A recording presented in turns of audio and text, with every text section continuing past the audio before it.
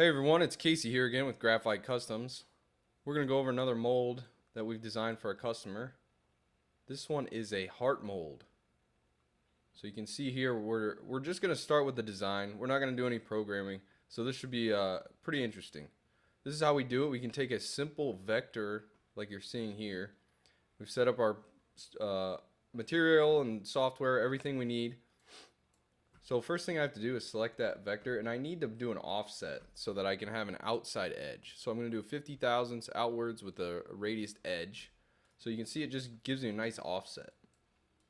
So I can take this offset and I can basically extrude it out the distance we want. So for this we're going to do 1 inch. So that's pretty simple. Got a nice 1 inch heart there. So now I can take this inner one and I can do a radius, kind of a round. It'll automatically put a round on it. So we can see that it just adds it straight to the top. And I can do a subtract, I can do an add, and then I can also do this limit to scale, or limit to height. I really like doing this. It just kind of smooths it out on the top. And I can do a much more extreme one here. You know, if you wanted something more flat like that. So we want more rounded, so we're just going to do the 0.2 so we can have that bigger, and we can bring it down a little bit. That seems a little extreme. That looks about right there. Okay, so we'll hit apply here. We can turn these vectors off and just see what we're looking at. The customer is using this for silver, so they want it to be pretty deep. They can do different weights in that. So I can also add a draft. I'm just going to do 3 degrees. If you watch here on the edge, it'll pop out there. So we've got a nice draft added to it. And then I'm just going to smooth this model out just a little bit. Get some of those fine lines out of there. It'll just make for a nicer mold. So we'll hit apply. And then the last thing I have to do, as you can see, it's a positive shape right now.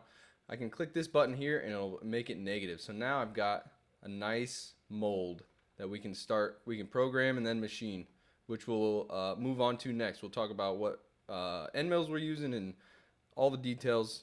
So now we're out in the garage getting our safety equipment on, our gloves, our safety glasses, and our respirator. We're going to set up the end mills now. We've got 2 end mills for this job. 1/4 inch flat end mill, as you can see here, by our friends at High Country Tool. Great tools. So we're going to set up our collet to go into the head of the tool holder here. We got to make sure that's nice and clean in that taper on both sides. Then we'll install this. It's going to go about 1 inch deep, a little over 1 inch. So we got to make sure we've got enough out of the head here. So we'll snug this down. We don't have to do it too tight. Just a nice snug fit. Next, we're going to do the 1/16 ball end mill. So this one's tapered. It's got about 4-degree taper on the edge, so that helps with relief. We'll get this tightened down as well, and then we've got both of our tools set up and ready to go. Next, we're going to measure these tools. That's crucial for this tool changing operation. They both have to be measured and set up with the workpiece to make sure we can get the correct Z height throughout the operation. So this one we use a tool change in the middle of the program. So we're going to set up a material. These parallels are a little high for this thick block, so I'm just going to get some smaller ones, throw them in there.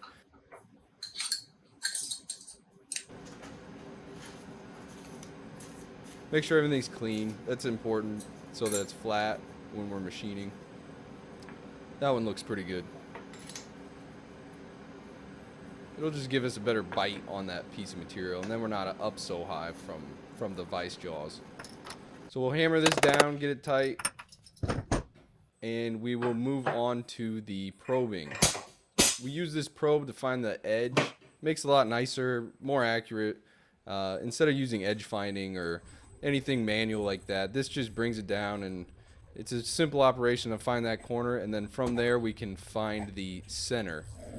I like to buy graphite that is precision ground on all edges so that we can easily move from the corner to the center.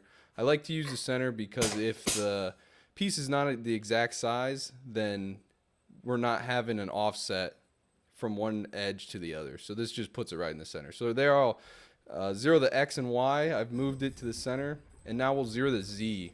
For this, I like to use just a piece of paper. It'll get me close. It doesn't have to be perfect. We'll turn on our vac and we'll start machining. We've got a real nice vac system. You'll see all the... Oh, no. We clearly had a tool length offset issue here. I couldn't find it. I think it was something with the probing, but we just reset up and ran again. Alright, here we are again. Okay. You'll see all the dust coming off this. So we've got a nice dust collection system to pull all that out. Normally we don't blow air during this operation, but because it just makes it more of a mess. But I'm wearing a respirator to make sure it's nice and safe for us in the environment. So you can see in the center of this, we've used a ramping move just so it makes it easier on that end mill getting into that first cut. So you can see it clears it all up by the end, but just to get down in there, it helps to clean it up. You'll also notice how deep we're going. We get down there real deep because we want to be able to pour whatever weight silver they want to at any time. So instead of doing just a 1 ounce or 2 ounce, we're doing maybe a 6 or 8 ounce mold, but it's narrow and deep so that you can pour 2 ounce, 3 ounce, 4 ounce, and you'll just have a nice chunky piece of silver at the end of it. So this is our roughing passes. After this, we will change our tool to the 1/16 ball tapered end mill. There we go. It'll do another measure and then we'll get going. So this, you can see we're doing a step over of about 2/1000ths per step. So we're doing a time lapse on this one. It just takes too long to do full length. So you can see that nice smooth surface at the bottom. And we're coming up on the end here. And there you are. Finished heart mold for our customer over at Bunker Bullion. Go check him out if you can. Thanks, and we'll see you next time. Make sure you subscribe and follow us on all social media platforms.